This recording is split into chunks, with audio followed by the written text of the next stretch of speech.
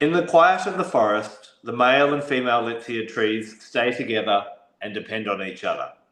When spring arrives, the male trees are the first to sprout, blooming their star-like flowers and the pollen dancing lightly in the wind. The female trees also quietly bloom, and the stamens wait quietly. The breeze acts as a matchmaker, delivering the pollen of the male trees, and the fusion of life begins. In the summer, the sun is scorching. The male trees shade the female trees with their lush branches and leaves, and the female trees concentrate on bearing fruit, which gradually mature. In autumn, the branches of the female trees are full with plump, purple Litsea fruits, and are the masterpieces of their combined efforts. Some become delicacies for animals, some give birth to new life, and others are picked by humans. Year after year, the male and female Litsea trees work together in harmony, following the natural order, adding colour to the mountains and forests, and composing a harmonious song of life. Hello, and welcome to the Fellowship of Essential Oils. That is a beautiful passage about the essential oils we're talking about today that I found in a Chinese book and wanted to share with you. Today, we're talking about Litsea essential oils. How are you, Liz? I'm all right, thank you. I have to say, I didn't sleep very well last night, so I'm glad of us having an oil that's quite uplifting and awakening, because otherwise I'd be asleep here today. Yes. And now we're talking about Litsea. Now, as I was talking in that passage there, it's referring to the berries, these beautiful purple berries that we get this really confusing essential oil from because it's got this beautiful lemon scent. And a lot of people don't realize it's coming from these purple berries.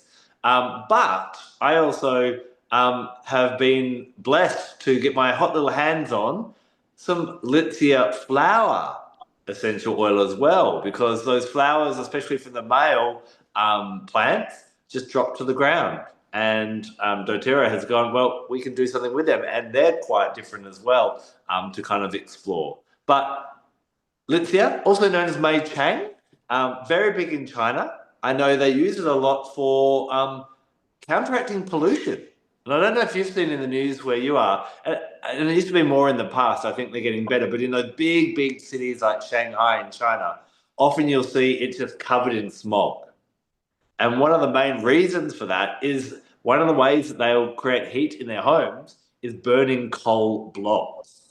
And so that's one of the reasons, and they'll use this Litsea essential oil, the berry one more so, to really help to clear that smog out. And they'll use it in cleaning products and diffusion and different things like that. So it's a really interesting oil that's big in Asia and is slowly kind of trickling out into the rest of the world. Sometimes nicknamed, I think it doesn't deserve this nickname, but poor man's Melissa because of its aroma as well. But it's a really unique essential oil, isn't it?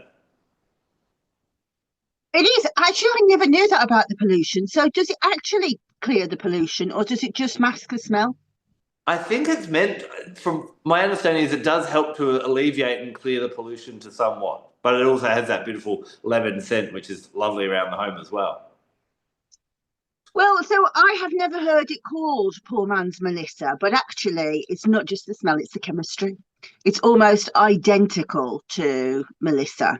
Although I have to say, I'm a little jaded with Melissa after the hard work that I did do with it. And so, whilst I really love the smell and I do think it's quite joyful, it has associations that take me to quite a dark place with Melissa. And I don't get that when I smell this, even though it does smell exactly the same, if you ask me. It still feels happy and merry and uplifting. And it's an interesting one from the point of view of physical medicine because, well, you said it's been popular in China for a long time, but now it's filtering through. Well, I did my diploma 30 years ago and we covered it. So it was here, but it just hasn't been in the psyche. And really, most people use it for uplifting and for emotion and all of that stuff. But actually, the chemistry is so similar to Melissa that you could almost superimpose the medicine of Litsea onto Melissa and you would be the same. And that's because it's so high in citral. So citral's such a strange chemical. You know how I can quite get obsessed by chemicals. Citral's one of my very favourite ones, really, because it has two isomers. So it can have two different types. It can either be geraniol or it can be nerol. They're both actually citral. And like Melissa, we have both as the main constituents in the oil, more so in Litsea than in Melissa. So you would probably expect around about 20% geraniol, about 15% neural in Melissa, but we're looking at a total constituency of around about 65% in Litsea cubeba. In Mei Chang, I'm going to keep saying Mei Chang if I can. I do think Mei Chang's a prettier name, but I just never learnt it that way. I have no idea what it means. Do you? No, I don't actually. That would That be would be something we should look that at. would be Yeah. interesting to find out. Actually, I might go away and have a look in the description and see if I actually put it in. Because if I do find it out, I do feel that it's probably quite a descriptive thing because it is quite a picturesque oil. You know, you do kind of have it kind of paints pictures in your mind. But going back to the physical medicine, citral. The citral is such an important oil for constituent for pain because it actually is proven to alter pain signaling. And if you have done any work with me in a professional pain practitioner, you'll know that we feature a lot on citral and how it actually tells the brain, actually, no, what you are seeing here is danger. You don't have to process it as pain. All you're picking up is there a threat. So, how that looks in actual pain signaling is on the we talk about it on the surface of the skin, but actually it's on every single cell in the body. We have something called the TRP receptors and trans receptor, trans protein receptor. Sometimes they're TRPV1, sometimes they're which is like chili and capsaicin react to that. TRPM8 is menthol. So we see this playing out in quite a lot of essential oils, but citral actually works on the ones that are to do with pressure on the skin. And one of the conditions where you'll see this really askew is in fibromyalgia.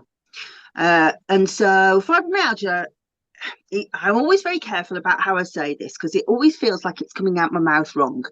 That we could say the pain is all in the head. It's not. It's not imagined. It's actually happening. But there isn't actually a physical reason. There's not an injury that causes pain. There's not a sort of a stretched muscle or anything like that. Just sometimes the body signals pain worse, and it is because of these receptors. So what happens is if there's not enough GABA, which is the calming neurotransmitter in the body, at the synapse, the join between how the nerves signal, the synapse acts almost like a kissing gate. So if there's plenty of gamma, it will go that way along the nerve. But if there's not, if the person's stressed, it will go that way. And what happens is the signaling then goes to different parts of the brain. And so as long as there's enough GABA, the brain remembers, do you know what? That's quite threatening. I'm a bit stressed. But if there's not enough GABA and actually enough enkephalins, which are like endorphins, but in the brain stem, so you get them from exercise. If there's not, then it will go through and it will go through the pain center of the brain. And so rather than going danger, danger, danger, the brain goes, my God, that hurts. And so you have this ramped up signaling with what should feel like a feather-like touch on a normal signaling pattern. Somebody with fibromyalgia feels it is incredibly painful. And this happens actually in lots of types of chronic pain. Not acute pain. Acute pain is when you've had an injury and it's healing and it hurts. Chronic pain is when it's going for more than 6 months and it's just not getting better. And why there's that difference is because you have like an exacerbated pain signaling starting to happen. And so going back to the core of what I was talking about, citral is really good for switching this down. So we can say we could use Litsea for this. I say Litsea cubeba because I really like it for this, but we could use Melissa. We could use anything that's high in citral, right? Also, dysmenorrhea, so painful periods. Also, digestive issues. Anything that you would see Melissa used for, I would really heartily recommend people go watch the Melissa video because it's like it is a poor man's Melissa. You know, it's much cheaper. So yeah, so you could also use it like as an astringent on the skin, but because it's high in citral, citral can be a skin irritant. We wouldn't ever want to use this topically in a higher dilution of 0.8%. So that's like, well, 1% would be one drop in 1 teaspoon of carrier. So it's like one drop and then a bit more carrier to protect you if you don't want to be all scientific. But so that gives you an idea of how sharp it can be on the skin. I haven't seen any research into how it would work on dementia, which is one of the key areas that I would always recommend that you used, Melissa. But given that it does seem to be, there's a hint it might be the citral that's so clever, then it would be worth trying. But remember this very, very low dilution on the skin, because, of course, these are frail people with delicate skins. And the interesting thing about Melissa is they can't actually pin down why it really helps. They can't pin down which molecule does the job. And also, when we're talking like that, we should point out that we don't have the evidence for Litsea because nobody's done the experiment, I presume. It doesn't mean to say that it won't work, but I wouldn't have thought it was as good for insomnia either.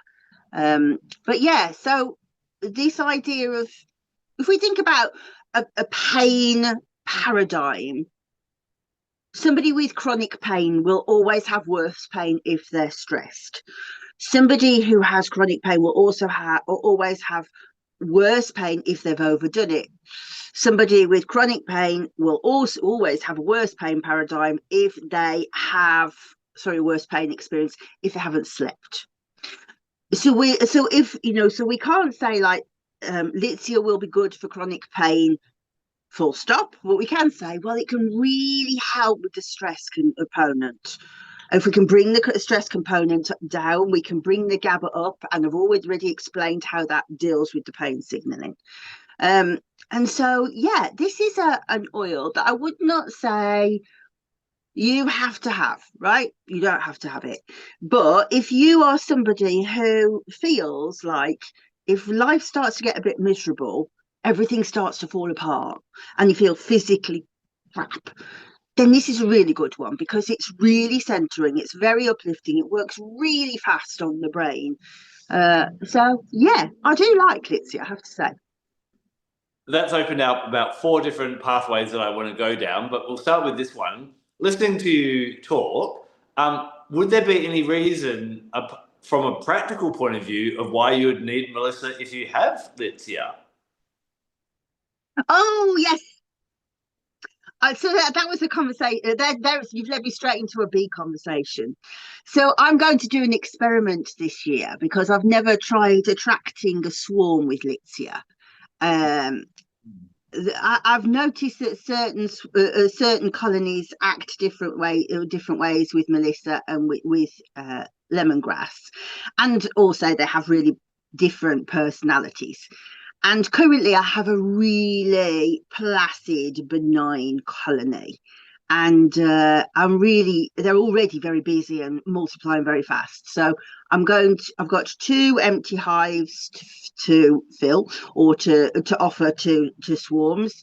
So I'm going to use Litsea in one, and I'm going to use Melissa in the other one and see what happens. People also use lemongrass, but I've not been successful with lemongrass, I have to say. So that's going to be interesting to see if they go for Litsea because I've never seen it written anywhere. But I would be really interested, now I've thought about it, to go and see what the Chinese beekeepers say, because this is like, the chances are if they're using it so much over there, they've found uses for it. Other than that, I would say I don't think it's as good for insomnia. Lemon balm, so Melissa, is excellent for insomnia. Um, and I can't recall any reading any science about Litsea for diabetes. And Melissa is fantastic for diabetes and for like breaking down triglycerides and cholesterol and all of that stuff. And I can't remember in my head what constituent does it, but I don't think. Oh no, so it was rosmarinic acid, which is not in Litsea. So therefore, yeah, that wouldn't be helpful for somebody with diabetes either.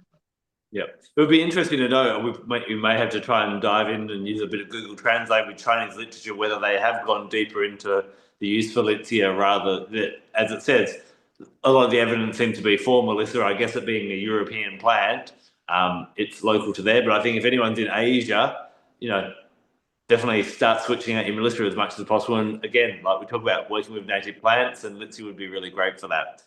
While you were talking, I was listening with one ear, but with one eye, and I was doing a quick search on Mei Chang. Mountain pepper is the rough Oh, no, translation. that makes sense. And actually, that's what Litsea cubeba means. Cubeba means it looks like the cubeb pepper. Ah, there you go. So it's the same, isn't it? Oh, but I like Mei Chang better. It's really pretty, isn't it? I think so. And, you know, like we may have discussed in previous conversations, I refer now to Hawaiian sandalwood as iliahi, which is the Hawaiian name for the tree. I think wherever we can, you know, call it by its local name, and it helps us tap into its energy more, doesn't it? Yeah, for sure. And I can't remember. Was it last week we were talking about how it's kind of there's the pros of using a Latin name and the cons of using a Latin name in terms of like inflicting Latin on a culture that doesn't use Latin, Yeah.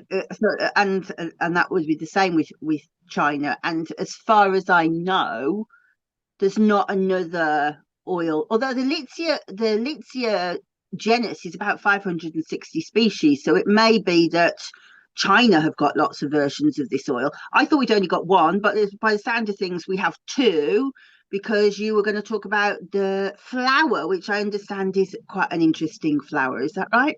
It is. Now, I did manage to dig up a GCMS this week and email it to you. I know it's been a crazy week. Did you get a chance to see that?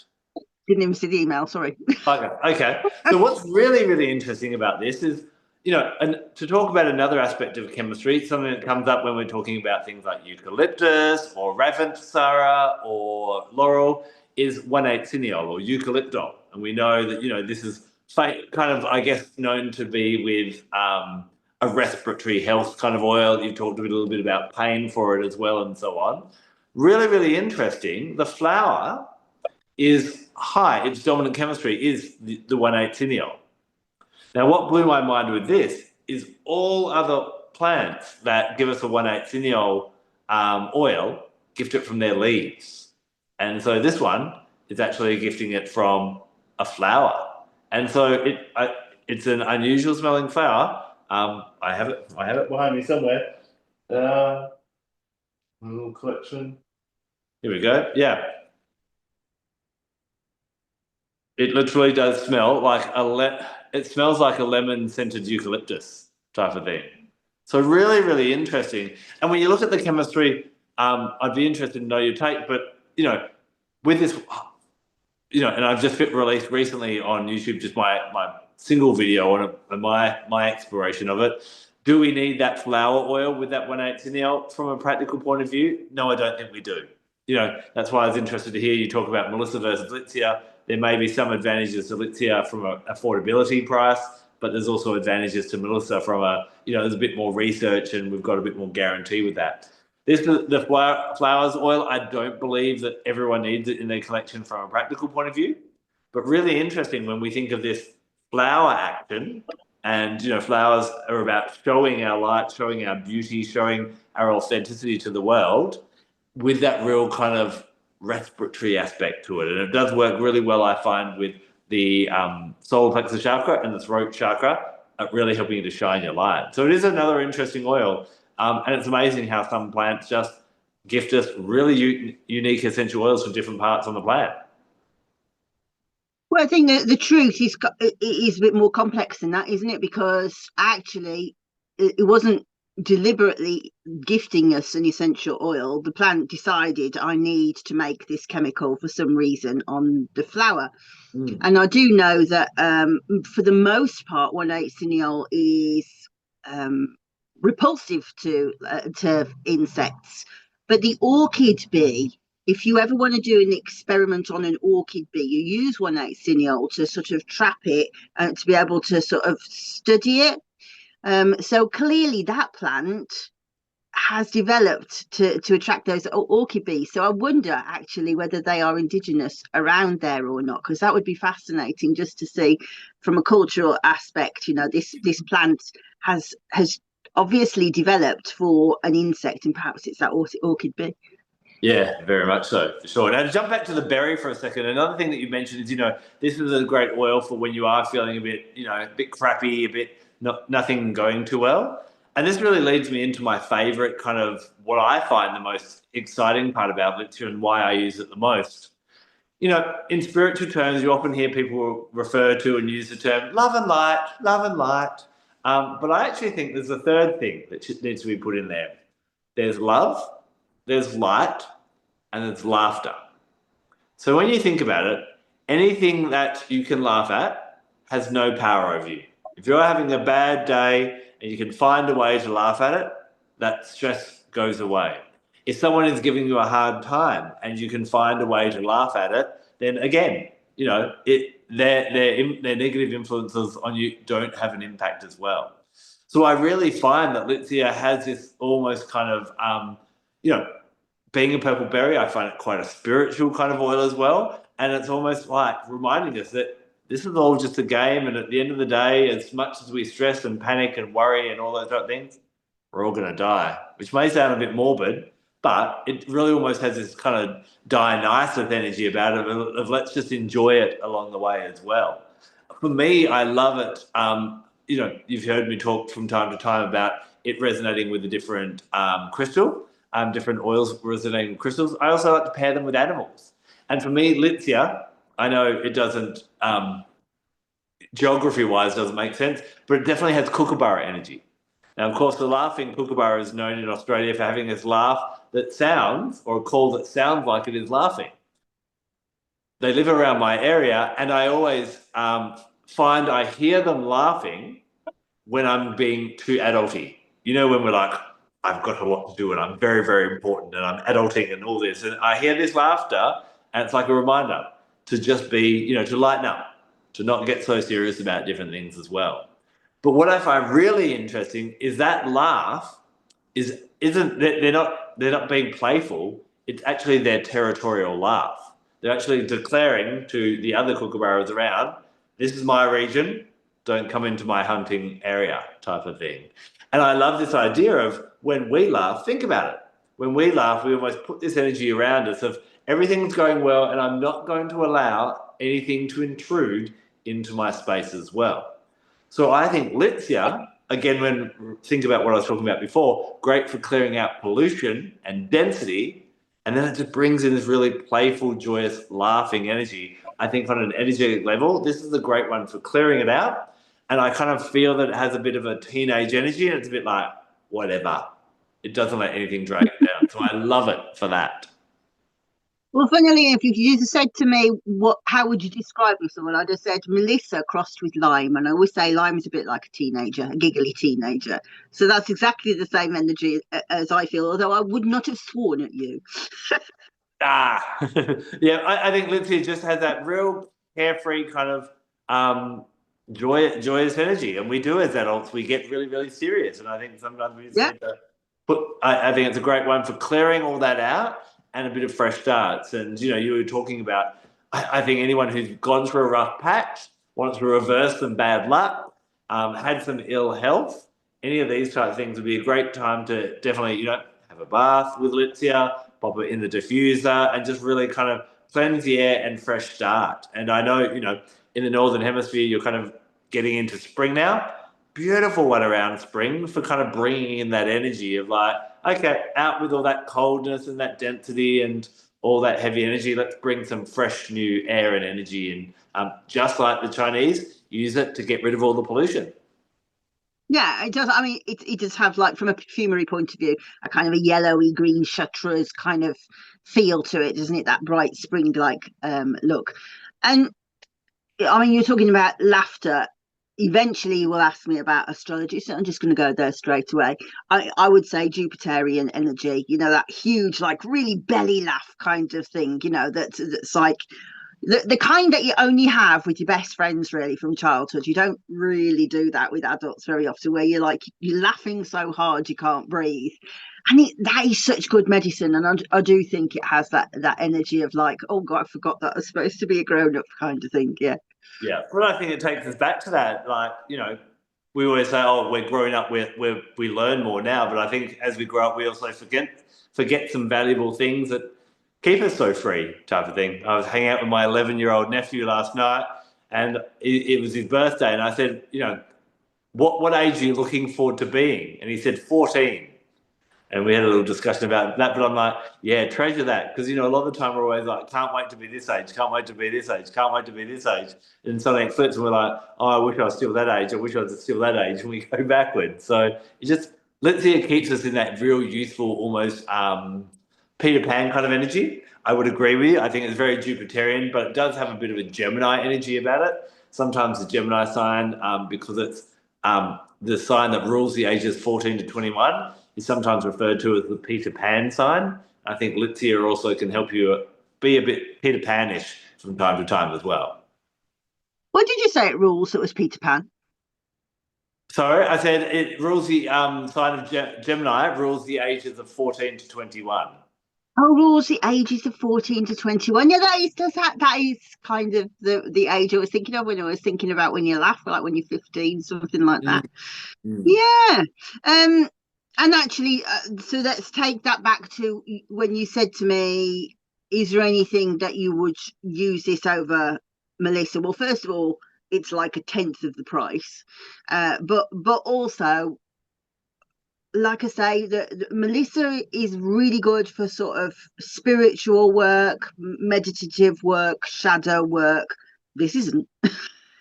This is just like, let's just be very light. Let's just enjoy the moment. We were talking last week about how sometimes I just can't feel like a spiritual energy to some oils. This is one of those oils. It's like its energy is absolutely all in the physical realm, and particularly in the emotional and mental realm. Interesting how you said about it actually cleaning the air. That is physical and air together, isn't it? And it doesn't feel like it goes spiritual to me at all, does it to you? Yeah, I'd push up against that a little bit and say not spiritual in this, like, it's not shadow work and it's not angel work and different things like that. But like, why is there a laughing Buddha and not a crying Buddha kind of thing? Do you mean like it's a simple spiritual lesson of the joy of life? And when we look at a lot of different religions, there is an essence of joy in there. But that aspect often, with a lot of spirituality, sometimes people, when they're spiritual, again, they get serious and they must balance their chakras and they must heal their inner child and they must, say their affirmations, and it becomes this other obligation of density. And I think Litsea kind of walks in with this. It is like the Dionysus in the Greek pantheon. What was he about? He was about, there are some serious aspects to him, but mainly celebration, the god of wine, and all that. But he still belonged in the top 12 of the pantheon. Do you know what I mean? Thank you for opening that door for me. I just didn't, I had that completely locked. So, yeah, I completely understand that. Yes, thank you. Yeah, yeah. So yeah, when we come to the flower, the one, as I said before, a really good one for working with people who feel uncomfortable expressing who they are. And especially in these kind of circumstances, maybe people that have grown up in a family where, one, they were told don't show off. Two, maybe you may have grown up with a sibling who, may have had something unfortunate happened, or they may have had a disability, and so you weren't meant to you were probably didn't get to shine or have the childhood you got to, anything like that as well.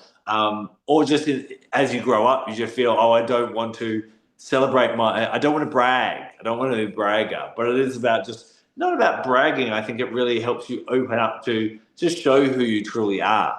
And because I think sometimes with children, we get told, well, don't show off. And as children, it can be a bit black and white, and we take that, well, okay, don't ever be proud of anything I do or mention it to anyone, type of thing. And I find this would be really great for this.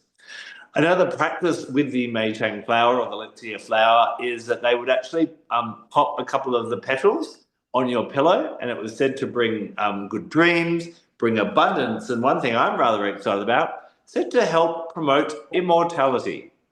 So I can't promise that popping a little drop of the essential oil on your pillow will make you immortal, but there's only one or two ways to find out. So give it a shot and let me know. If you're still awake tomorrow, it's working so far.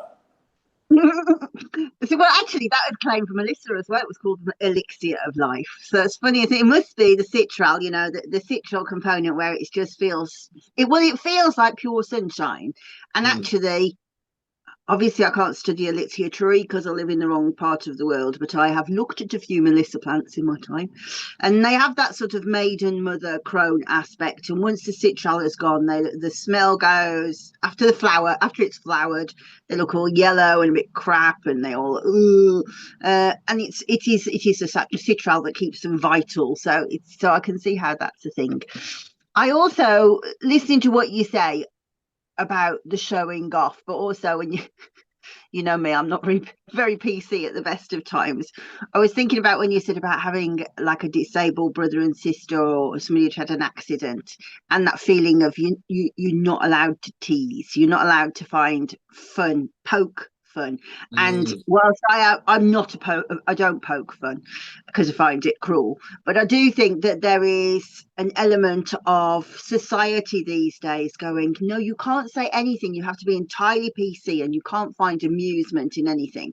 So societally we're told to be sensible as well, and just to and life is really quite oppressive right now, with all the politics and all of the fires that are going on and all of those awful things. And if you are consuming, then you can very much feel like I shouldn't be making fun. I have while Darryl was ill, I definitely developed a thing of, but I should be really grateful about what's going on. And there's an element of should be grateful, but also but enjoy being grateful, and sometimes it's hard to do that. And I can see how this oil would do that, be just like, but I can really feel how good this feels. Yeah. It reminds me of one of my clients that I have. She's blind, and she has taken her impairment. She is so joyous about it and playful about it. You'll say casual things like, she'll be leaving, you're like, see you later, Grace. She'll go, yep, but I won't see you. Do you know what I mean? Yeah. And she'll always kind of play on that, that's who she is, and she thrives in that way rather than having that density around it. And it's up to each individual how they want to react to their challenges in life. But I think we all have different challenges, and we can either get down in the dumps because we don't have money, or we don't have an ability, or we don't have an opportunity, or we have a disability or an impairment or something like that. But Litsea is really like, at the end of the day, whatever it is, you can have fun with it, type of thing. Well, I think it's really, if we're going to get sort of really philosophical, then what's interesting, I read The Alchemy of Paracelsus this morning when I could not sleep, and it said what is philosophy? Philosophy is the study of nature. And I was like, that's really very profound to think that. But then also, I'm a big believer in there's no such thing as reality, because everything's about how your brain processes stuff, right? And you can't control anything that anybody else does. You can only control yourself. And so essential oils are very good at being able to say, so I am going to control the way that I respond to this through my emotions, through my thoughts. And any of these oils with this citrus component Not necessarily, citral, but any of the citruses are very good at just going. But actually, have you noticed how the sun's out? Have you noticed how oh God, I feel really so much better. And when you feel better, it's hard to go down into that. But I'm really quite worried about such and such. The two don't match. You can't be worried and upbeat. One cancels out the other. So any essential oil that can lift you out of that phase of like rumination can be so helpful, and that is literally life changing, right? Because that has altered your reality. It completely changes how you're experiencing the world. Yeah, and that's why I love essential oils so much. I guess is because they're not all the same. They're not all from the same part of the plant. We can then go to the root oils that will take you into that depth and that deepness, and the wood oils and the resin oils, and the flowers do open you up. So they all dance in their own arena, don't they? And help us to find that harmony. And I guess someone who sometimes I meet people that oh, I only really like the wood oils. I'm like there's so much more that the others can take you on journeys on. Does that make sense? Yeah, completely. um Although I was thinking about something else, so I can't respond to it. I was thinking to remind myself really that everything in life is energy. So as soon as you can shift energy in some way, then you've created magic, right? So, and yes, you're quite right. My brain's processing what you said now. So the different sort of sources of the plants create different magic then, right? Move Yeah. energy in a different way. So for example, roots bring energy down, they ground us. The resins in particular, and the flowers very good for moving energy through the heart. Leaves very good at moving energy through the mind. So yeah, fascinating when you kind of look at it from that point of view. Yeah. Another thing that's just popped into my head, I could be wrong, but probably the lemon scent is probably the most common scent in aromatherapy. And when you think about there is lemon, but then there is lemongrass, lemon myrtle, there's lemon scented eucalyptus, there's lemon ironbark, there's melissa, there's citronella, Lemon verbena. lemon verbena, which we've done an episode on. And then you've got lemon thyme, lemon eucalyptus, lemon myrtle, all Yeah. right across. So yeah, you're quite right. Yeah, it's amazing. I guess apart from lemon, all the rest are leaves, aren't they? Apart from the Litsea. Don't understand the question.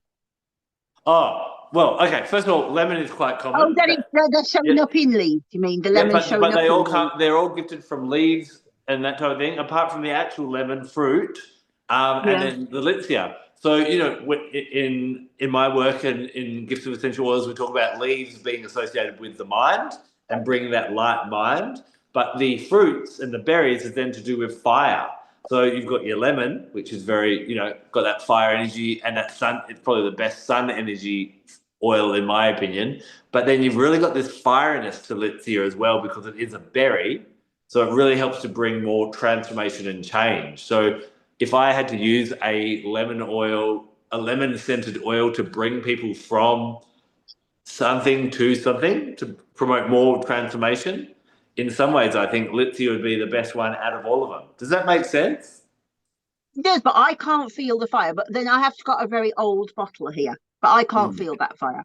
Yeah. That does make philosophical sense, but I can't feel it in my body. Yeah. Gotcha. Yeah. Interesting. I'm going to get a new bottle now. Oh my goodness me. People are going to retire on my habit. I'm going to I'm going to get a new bottle now just because I want to see if I can find the fire.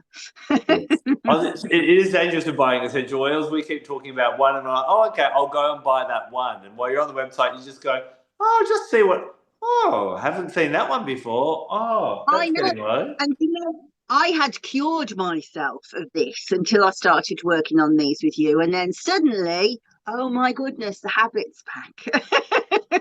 Sorry, sorry, not sorry. Yeah. So, in summary, as we wrap this one up, is it an oil that everyone needs? I think it's got lots of benefits, and if Melissa's not in your price range, I think it's worth getting hold of. Would you agree? Yeah, yeah. I think if you can't afford Melissa, and you just kind of want to enjoy that joyful aspect of it, as well as like using it for painful periods, for pain, all of that stuff. Yeah, I definitely think you should because it's cheap. It's really inexpensive. And just remember the dilution, though, it's 0.8%. I'm going to ask you because I can't answer this question. Well, what chakra do you think? For the fruit, I actually use it for the crown chakra. I really channel that spiritual laughter and joy in it. I know you're struggling Yeah, with that. yeah. See, I'm feeling belly laugh, so that would be solar plexus for me. So that's interesting, isn't it? Yeah, And also there's that thing of some real is wisdom that that comes through in it for me. yeah, A yeah, for simple sure. wisdom. Yeah, yeah. Yeah. Whereas the flower one is, I play between the solar plexus and the throat because of that eucalyptol for the throat, but that real joyousness and the flowers, a whitey yellow color as well. Interesting. Thank you. Yeah. Well, there we go. We've unpacked not one essential oil, but two today, gifted from the amazing. And I guess the other interesting thing is the fruit oil comes mainly from the female plant. The flower comes mainly from the male plant, which also plays into something interesting as well. Don't know if that opens any doors for you as we're wrapping up. Wow, my head's just been blown. I can't speak because I'm just like, is that right? I need to go and think about that. Well, I do. I'm going to remind everybody. I'm going to say when we're looking at our metrics on our relative channels, there's so many people listening and they're not liking subscribing. So if you've enjoyed this content, please do like and subscribe. It will really help the channel and help us to decide how to move content forward in the future. Very much so. Every time you like and subscribe, a fairy gets its wings, and every time you watch this and don't like and subscribe, a unicorn's horn falls off. So don't be guilty of that. Save the fairies, save the unicorns. Do your bit for the mystical world. We'll be back next week. Until then, take care and blessed be. Bye.